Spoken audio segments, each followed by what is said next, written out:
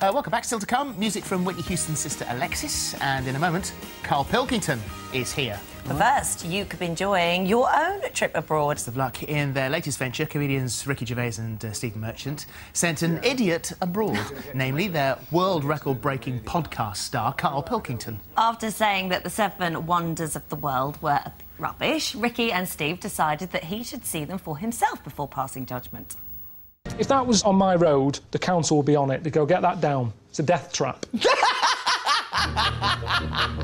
Karl Pilkington. It's like a pylon. I don't know the politically correct term.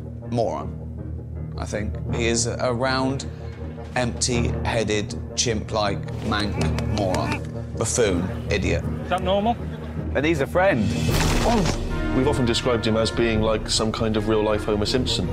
Homer is small-minded, petty, but at his core, a good person. And lovable. Absolutely lovable. It's like a game of Jenga that's got out of hand. I can't get enough of him. Is everyone going to be wearing this? This is one of the funniest, most expensive practical jokes I've ever done. And it's going to be great. Let me go home!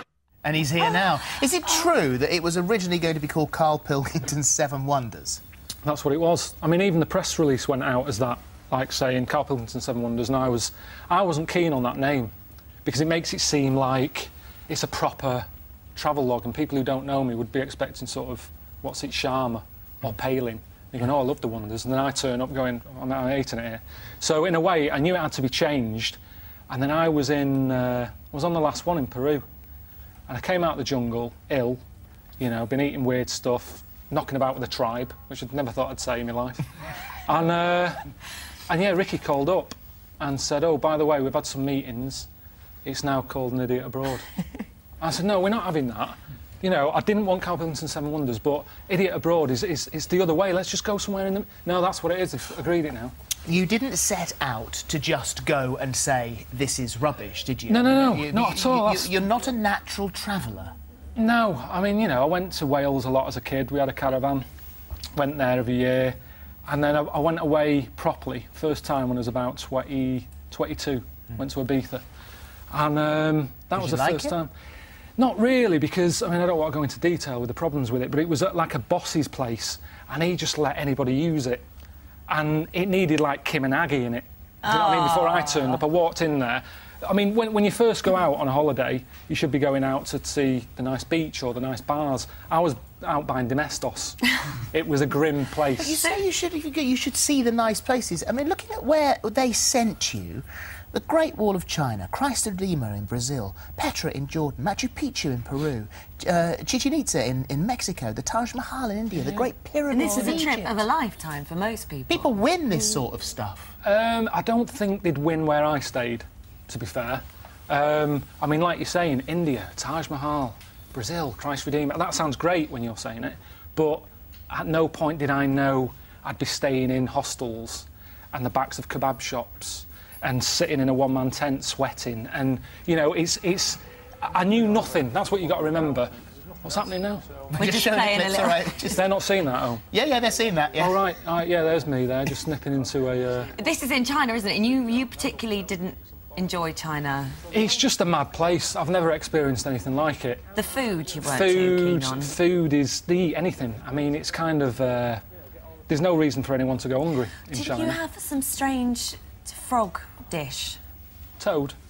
This was toad. Toad. And they prepared it in a slightly unusual way, didn't they? Well, they sort of had it in a carrier bag, bashed it on the head and cooked it. I mean, I don't know if that's how you do your cooking stuff on it. I'll see you later. But, I mean, the problem was, before I went to China, I sort of said, I don't want to go and experience new things that I won't find useful to me. If I go to China, get a taste for toad, then I come back, where do you get toad from in London? So it's almost pointless experiencing these things that are no use to you. And that's what I was saying, and that's why Ricky and Steve obviously sorted out a bit of toad for me. Well, because they were back home organising it as you went, weren't they? And so they sent you to the Great Wall of China, one of the wonders of the modern world. You can see it from outer space, and you say, nah, it's the OK Wall of China. Because it's built up so much. That's the problem with the wonders. People expect you to go along and go, that is amazing. It's took my breath away. No, it hasn't. It took my breath away in Mexico because there's lack of oxygen there. That's the only time, because of the altitude. That's when I was breathless. But did they fire fireworks at you? Fireworks in Mexico, did a bit of wrestling. I mean, I've been through a lot, and like you say, everything was a surprise.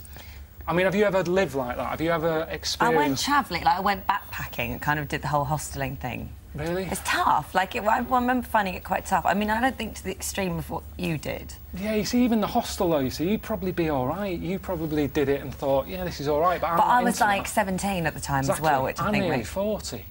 I shouldn't be doing this. Why did you do it, then? Because, to be honest, I didn't know what I was letting myself in for. It was my girlfriend's fault. She sort of said, you'll love it. It's a once-in-a-lifetime trip. Which is true, I'm not doing it again. Yeah. That's Suzanne, yeah. She sort of said, you'll never go to India. You'll never go to China. So you should go. But at that point, I thought I was going to be treated like a pagan. What did you love? Was there anything that you loved when you were there? Think this has made it all worthwhile. Not really. I mean, I had a night in a cave. That was a really nice night, and that's weird, isn't it? Saying that to you. Not a five-star hotel or anything. There was none of that. It was a cave with like a caveman. I had some chicken and a drink. Sun was going down, and I thought, this suits me down to the ground. But you don't necessarily like the man-made stuff, like the pyramids and the Great Wall of China. But you do like the natural wonders. Natural wonders are amazing, yeah. So maybe that's another series, the natural wonders of the world. And that sounds great when you say it like that. But then Ricky and Steve will be there going, right, where else? Let's make him live in a hole. Under, you know, it's them who ruin it.